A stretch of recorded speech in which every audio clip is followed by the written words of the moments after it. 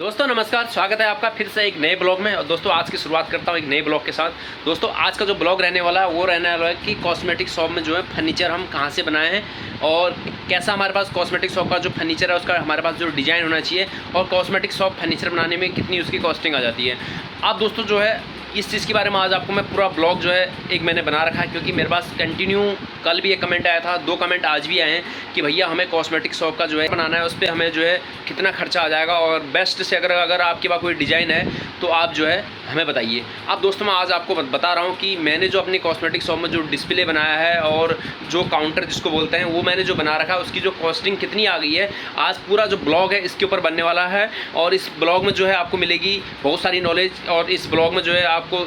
कहाँ से इसको बनाना है, क्या इसका प्राइस रहना है, कैसी इसकी क्वालिटी होनी चाहिए, क्या इसका कॉम्बिनेशन होनी चाहिए, ये सब ब्लॉग जो है यार दोस्तों आज आपके लिए जो है मैंने बना रखा है। अगर आपको मेरा ब्लॉग अगर ये अच्छा लगता है तो उसको शेयर करना, सब्सक्राइब करना और लाइक करना और कमेंट भी करना यार, कि तभी जो है ये सब चीज़ें जो है हमें पता चलती हैं और जो है एक दूसरे की बातें हमें जो है साझा हो जाती है कि ये सब ब्लॉग में जो है हमें ये कमेंट आ रहे हैं, हमें जो है इनसे जो है बात करनी चाहिए या इनकी हेल्प करनी चाहिए, या मुझे अगर आपकी कोई हेल्प चाहिए तो एक दूसरे से जो है यहाँ से हमारा लगाव होता है, एक आपस में जो है हमारा जुड़ना हो जाता है। दोस्तों शुरुआत करते हैं ब्लॉग की। दोस्तों ये देखिए, ये बना रखा हमने अपनी शॉप का फर्नीचर, और इसमें जो है वाइट और रेड का जो है पूरा हमने कॉम्बिनेशन करा, क्योंकि मेरे को ज़्यादा वाइट और रेड ही पसंद था। और ये देखिए पूरा जो है ये 18 फीट का लंबा काउंटर है, और इसकी जो प्राइस है और जो किस कॉस्ट पे ये बना है ये मैं आपको ये भी बताऊँगा ब्लॉग में। ये हमने बना रखा है काउंटर के ऊपर, ये पूरा ग्लास है, पूरी 12 mm का ग्लास, उसके अंदर जो है 8 mm का ग्लास,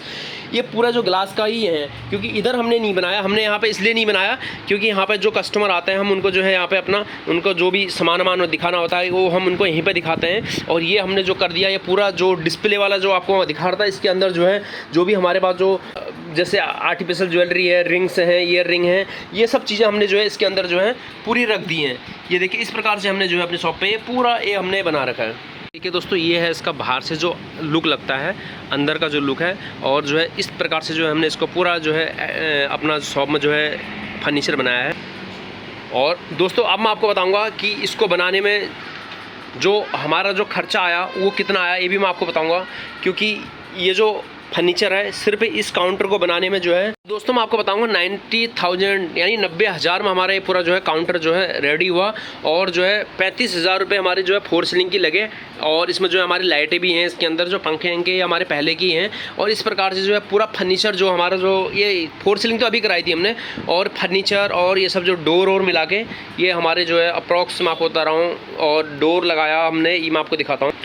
ये जो डोर हो गए और इधर लाइटिंग हो गई, ऊपर की हैवेल्स की पूरी लाइटें लगी हुई हैं। तो ये अप्रॉक्स जो है पूरा बनाने में जो है हमारा जो खर्चा आया था। और इसके साथ एक ये चीज़ भी ऐड थी, ये जो हमने बैठने के लिए बनाया था, और ये जो आया था 1,40,000 रुपये में हमारा ये सब चीज़ें जो है कंप्लीट बैठ गई थी। इसमें फोर सीलिंग अलग से है, फोर सीलिंग का चार्ज जो हमने अभी कराई थी, क्योंकि फोर सीलिंग मैंने पहले नहीं कराई है, अभी कराई। और तो अगर फर्नीचर आपको